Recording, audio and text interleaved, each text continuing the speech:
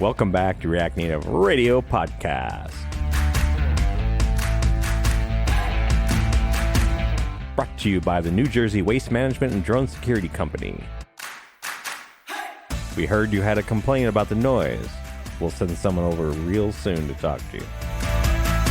Episode 317, 2024 React Native Rewind.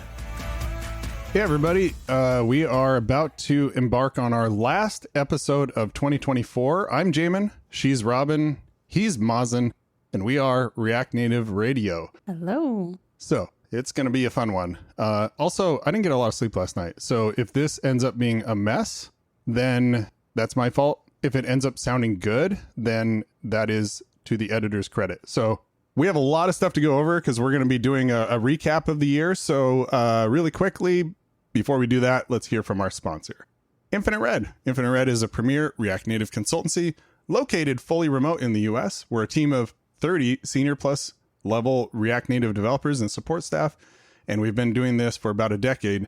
If you are looking for React Native expertise for your next project, hit us up at infinite.red/radio. Don't forget to mention that you heard about us through the React Native Radio podcast, specifically the last one of 2024. All right. Let's do this.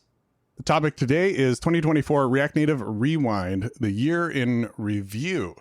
So when we sat down, Mazen, Robin, and I to do a bunch of prep, I don't know, we came up with like 40 different things. There's a lot of a ton. A lot of stuff happened this year. It was a big year for React Native itself. A lot of announcements, a lot of conferences, some big impactful releases. Major announcements. Yeah. Mm-hmm. Yeah, big time. And obviously we don't have time to go through it all. So we're going to have to just kind of speed run through this. We did a recap last year. I think it was also kind of early December-ish. I just want to mention that after we released it, there were a couple of things that happened. Reactotron 3.0 was released, first major upgrade in quite some time. And then also React Native 0.73 came out, which had debugging improvements and stable symlinks. And then we started the year. And in January, we had Expo Router version 3 came out, which had API routes and bundle splitting and web exports. Added a lot of stability, too. We have a client project where we converted to Expo Router after they released V3. So that was a big release for them. And I'm on a project that is using Expo Router from, out the gates. So we started with V3 and now we're on V4. Yeah, that's awesome. Of course, Router came out before this year, but it's really become mature this year.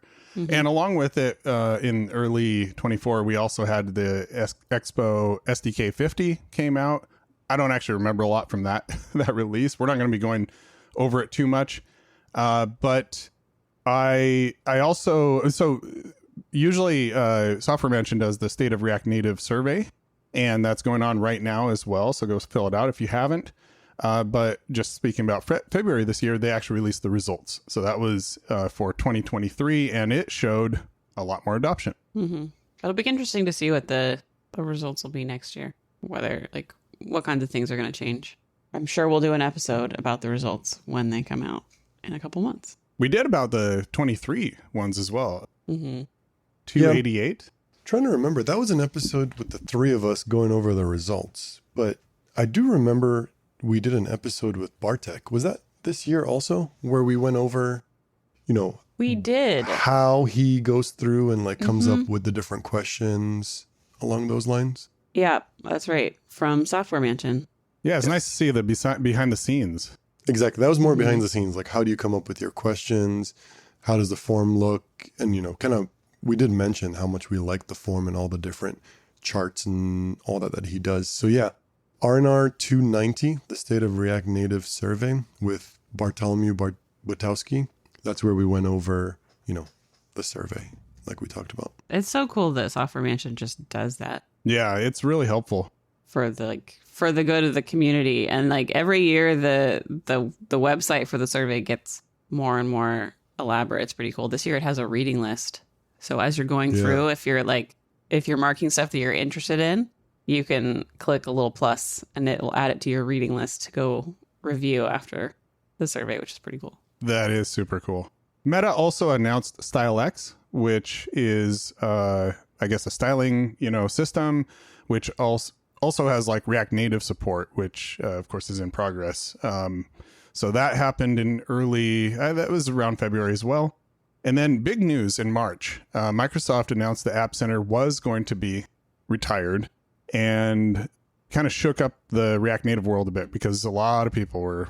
Well, we've been kind of talking about it since then. I mean, the fallout from that and places like Expo and with EAS and everything and Sentry and like all of these companies that are kind of coming in to pick up the pieces and fill in the gaps that App Center is going to leave behind is kind of been one of the major stories for the rest of the year ever since they made that announcement. We did a couple of episodes, 294 and 312, about App Center retiring and what you could do.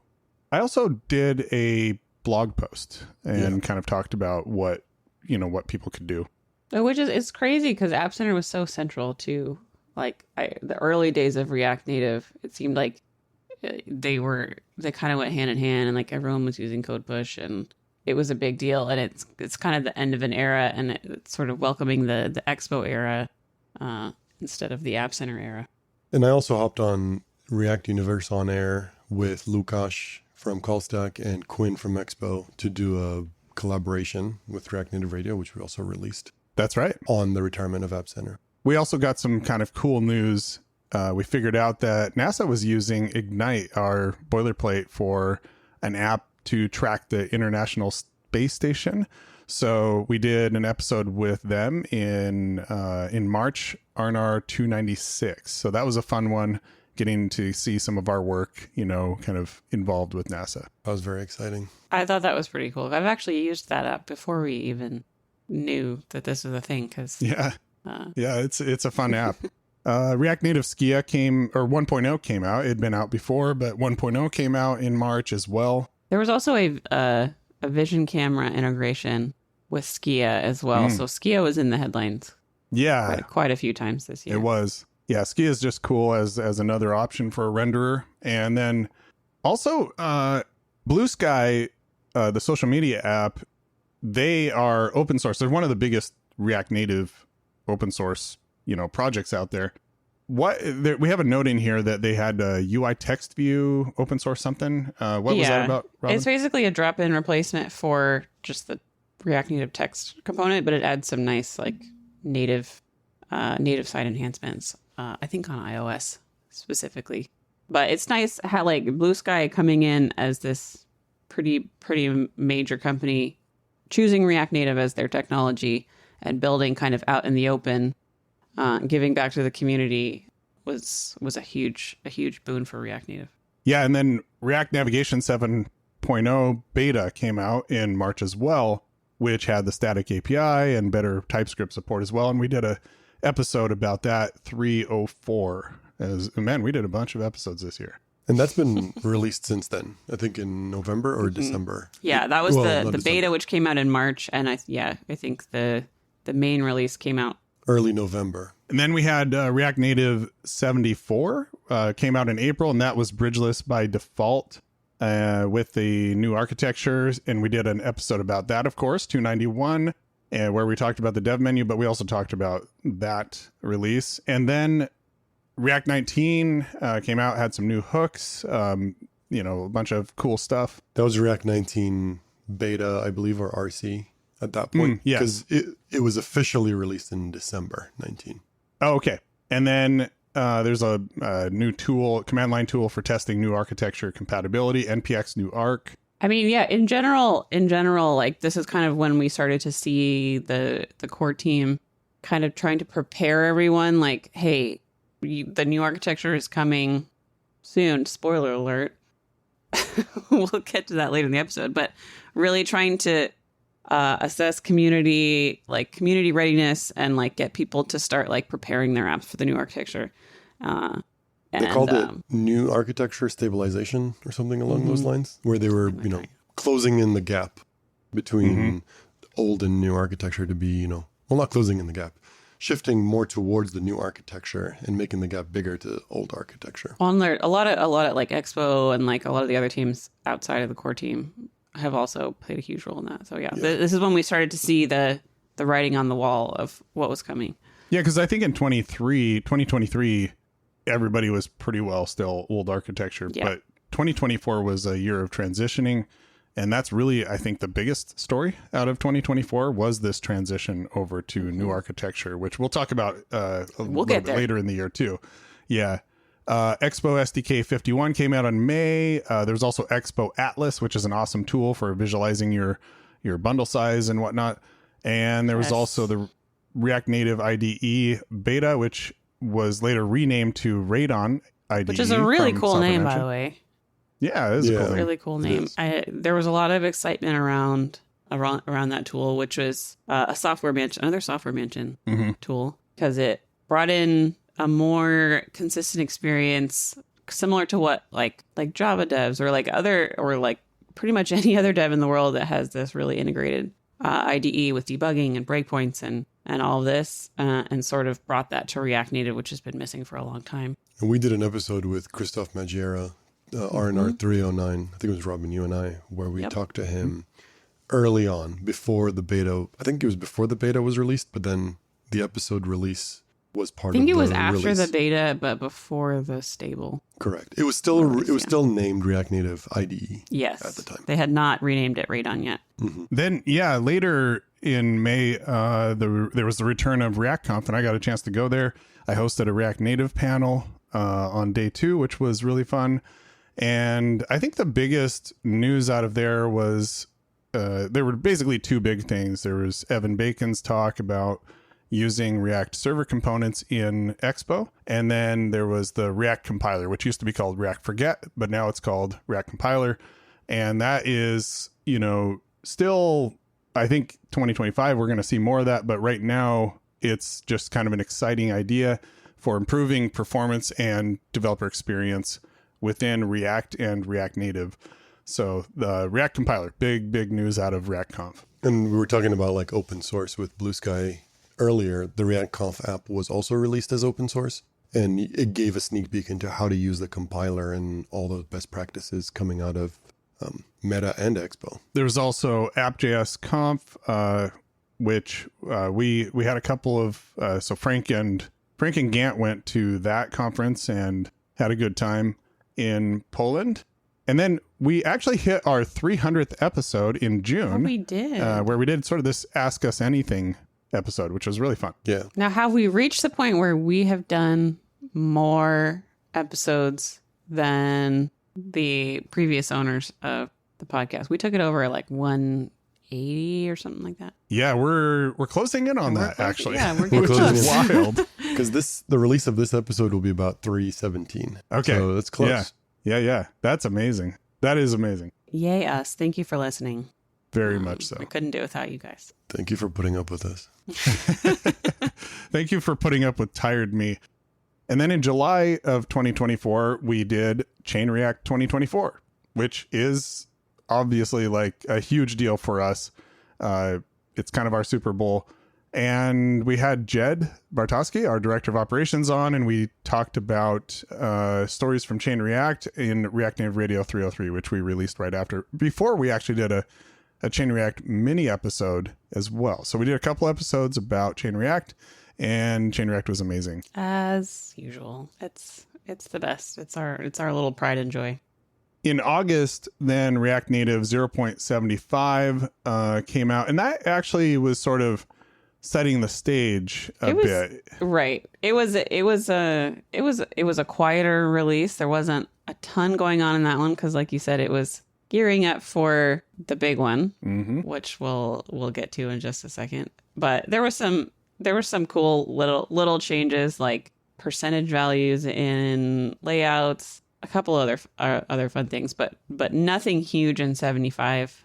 Mostly just a stabilizing release. And as you can tell, there was no Expo release that matched up with this one, so it was just more of Meta getting the release out there, and then Expo kind of waiting for the next one to handle it. So we, like, Expo SDK 51 went with React Native 74, and then 52 went with 76. So there wasn't even a major Expo release for 75, which is kind of a shame because 75 is such a nice round number. Yeah. They couldn't have made it happen. I know. Mark Rasavi's been very busy this year.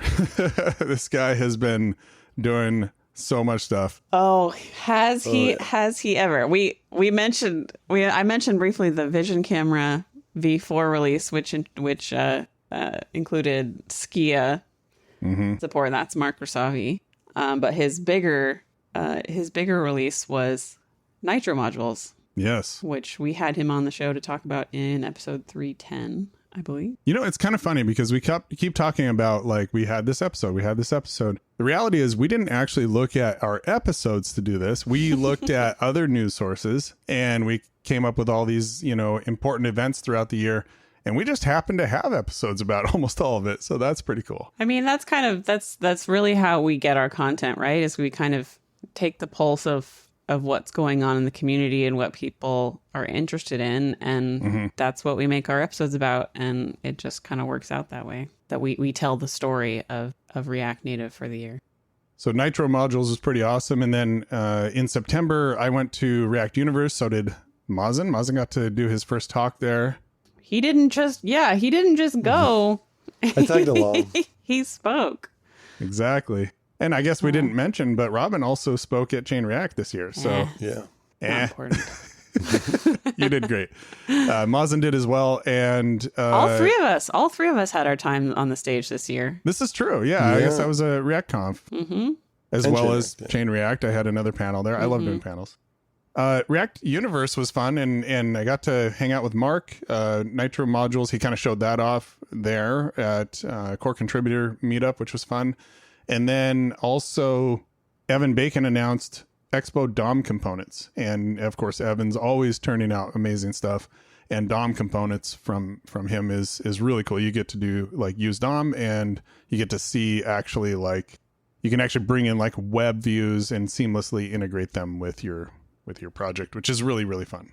And then we get to October, which is the big one. Yes, the big one. React Native 0.76. We've been teasing this the whole episode. Yeah. This one, it's kind of like the culmination of the year where they made the new architecture the default. Right. So if you start a new React Native project, React Native init, it will use the new architecture. There's still obviously a long ways to go for projects that already exist and converting those over, but this will ensure that the majority of new projects will just start out using the new architecture and make that the way of the future. Yeah. I'd like to point out that Frank Calise, who our listeners are well aware of who he is, was on the release team for that. Yes, he was. He's been getting a lot more involved with the core team, and we're very happy and proud of him. And Yeah, he's been a fantastic representative for Infinite Red and just kind of helping the community. He's always in there helping people with Ignite and everything too. That was the third episode of the year, right? 74, 75, 76, and I believe 77. that was the third release of the year. And the 77 should be coming out in December, late December. Probably early January at this point. But yeah. So yeah, 3. I mean, that it follows that they attempt to roughly release one every quarter to have 3 to 4 in the year. And spoiler, I'll be on the release team for that one. What? Nice. Yeah, I forgot you're also involved in that and helping with releasing. Well, that'll make a really good React Native 77 recap episode. Yeah. January 13th. Mark your calendars. Yeah. It wasn't the only thing that happened in October. There was also React Native DevTools was announced, which has gone through a few different names, and we did talk about it in RNR 316. I think it was called the React Native JavaScript Inspector at one point. It's been kind of colloquially called the new debugger.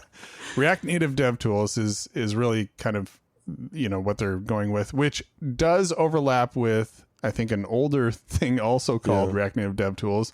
So you have to be a little careful with that. But I think finally, I've been really happy to see that 2024 has been kind of the year of developer experience. We got the IDE, Radon IDE And now we have the React Native Dev Tools, which is a much more official, complete debugging experience than what we've had for many, many years. As well as Atlas and Reactitron 3 Yep. and all of these things that have come out recently. Yeah, it's been a big year for sure. It has been a big year. And I think it's a signal of React Native really coming into its place as a mainstream, mature framework that big companies use, and that really seasoned developers who expect a seasoned developer experience are going to feel at home in. So I think it's really, really good markers for the future. And Alex Hunt got to tease the new debugger at React Universe earlier, but we just had the episode with him in October, sort of thing. But also October was the release of Ignite X. So we can't forget That's right. that. October was a big month. Right? Big and then we month. had Frank Big on month. RNR 311 to talk about that. Yeah. And I took most of October off. So that just shows you how much I'm in the game. Anytime we want to make a bunch of progress, we're just going to send you on vacation. Yeah, I'm pretty That's sure I how was it only happens. actually in my office working for 1 week out of Yep. October. I was on vacation for 2 weeks, and then we had our team retreat. Yeah. That's funny. Yeah. That was a big month. That's why I've been behind on my email ever since.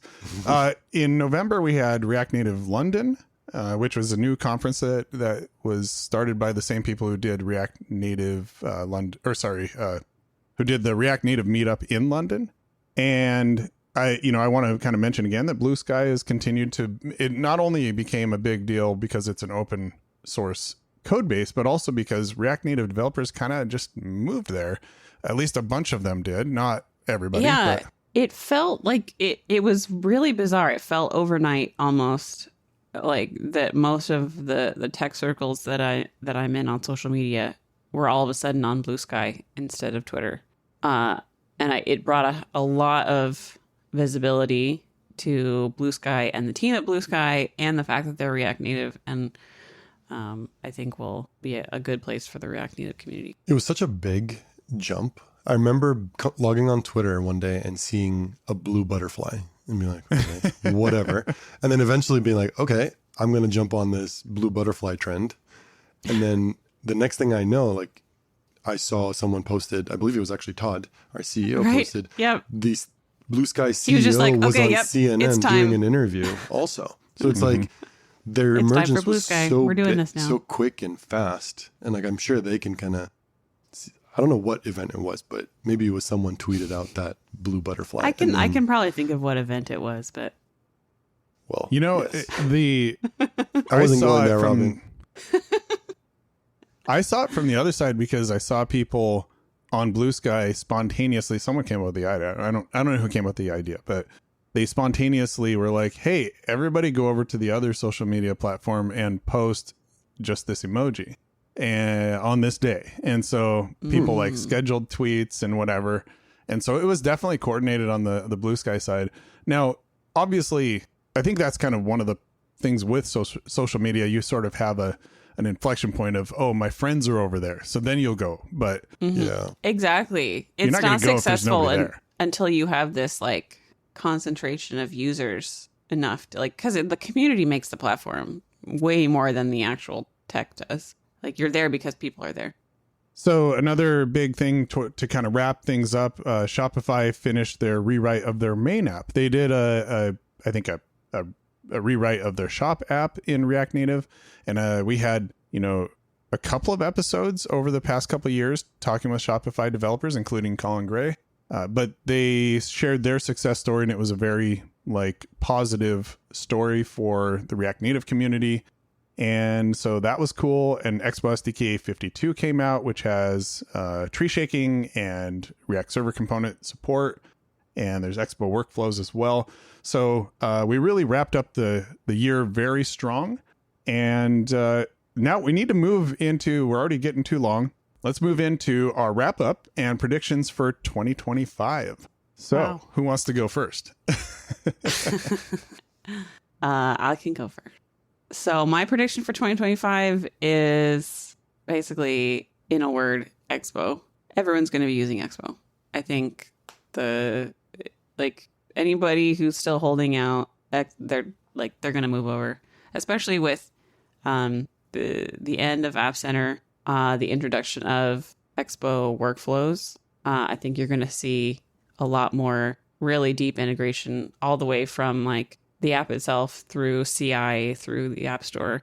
The full pipeline is going to be Expo, and we really won't see the posts and on Reddit and places of saying like, oh, should I use Expo or should I stick with vanilla? I think it's just not going to be a question anymore.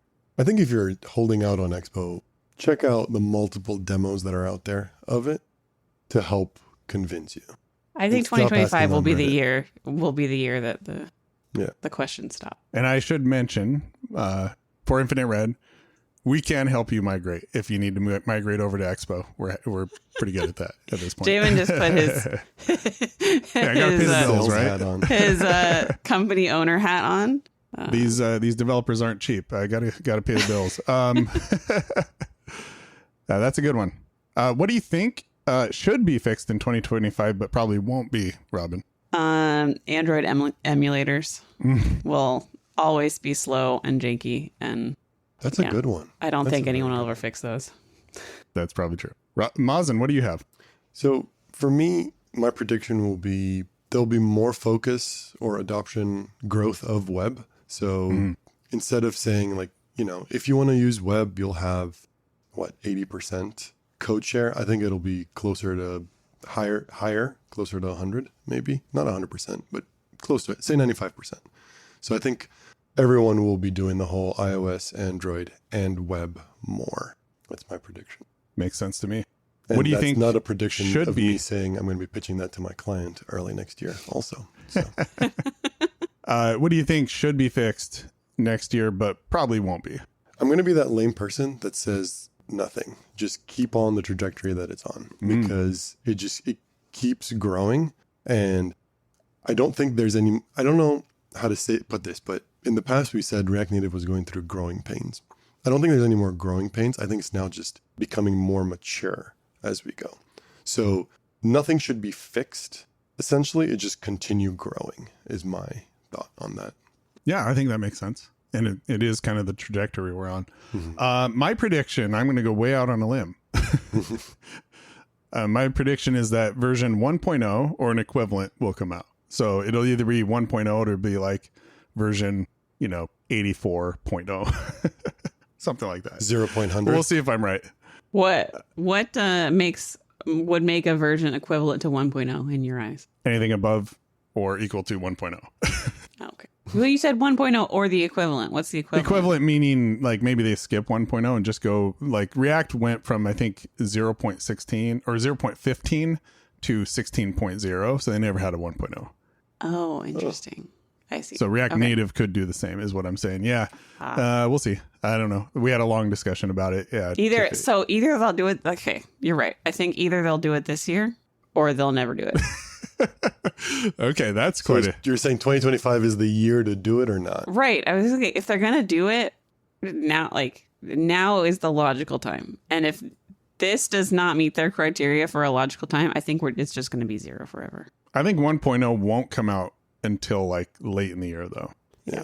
So, hey, React Native core team, Robin is giving you the infamous saying, do it or get I off. just gave them an ultimatum. What should be fixed in 2025, but probably won't be? I would love to have a replacement for CocoaPods and Gradle. Here. I shouldn't have to install Ruby on my machine. Yeah, and exactly. Like, let's reduce the amount of steps it takes to install and work on a React Native app. Like, let's just bring it down to something that's powered by Node and pretty straightforward. Or maybe you can just npm install and it does like a linking step. Like, that would just be amazing. It would be nice to do development on like an iPad or smaller than a laptop type device. You're really thinking in the future. Why not? I just want That to sounds awesome. code from my phone using my voice. Have AI do it all. I knew that's where Jamon was going with that one. I have built and released an entire app from my bed, from my phone in bed. Wow. Not an app, but it was a web app. Didn't one of our devs, I guess he's been on, Mark, so people know him. He released an app to the App Store once while he was literally skydiving. Yeah. I guess that one-ups me being in bed. That's true. That was pretty cool. He even has a YouTube video of it. But let's wrap this up. I do want to say a bunch of thank yous. I want to thank you two very much so, my compatriots here with the podcast. You actually had to do quite a bit more hosting, like primary hosting this year, because I was in and out for various reasons. Mazen took a lot of episodes this year. He did. Thank you very much, for various Mazen. different reasons, but he really stepped up. Yeah, it was really cool to see both your growth, not only in React Native Radio, but also giving your first talks. Really proud of you two. You're awesome, and it's just been super wonderful to have you as co-hosts. I also want to thank Todd and Jed, our editors, who have to deal with us saying every other word. I actually I imported the last episode into Descript, which allows you to kind of like analyze a recording. There were 976 filler words in that episode. That was rough. Wow. It's just, Jed and Todd are amazing. They really hold the bar very high, and they work very hard on every episode. And I want to thank Justin as well, Justin Husky, who has taken over and really refined our release process and made it so that everybody has the right information at the right time. He's amazing at promoting the episodes, making sure that when we put in this time, it's actually worth it because people are out there hearing about it. If you heard about React Native Radio, it was probably because of Justin. So huge thank you there as well. Thanks to everybody else, all of our guests. We had amazing guests this year. So many people. Mazen, by the way, he takes on way too many side jobs. One of his side jobs was coordinating with guests and making sure that they got on at the right time. And all these amazing guests, they were fantastic. It was just like, I don't know. And we already have like half our year planned out next year. So it's going to be pretty interesting next year. So stay tuned. Make sure you hit that, subscribe button. And thanks to company Infinite Red, everybody supporting us there. Really, privileged to get a chance to talk about, nerd out about this stuff on React Native Radio. And of course, a thank you to you listeners. You all, as Robin said before, are the reason that we get to do this, and it's just so much fun. And I hope you all have a wonderful time off and this season of the year, and we will see you all in the new year. Bye.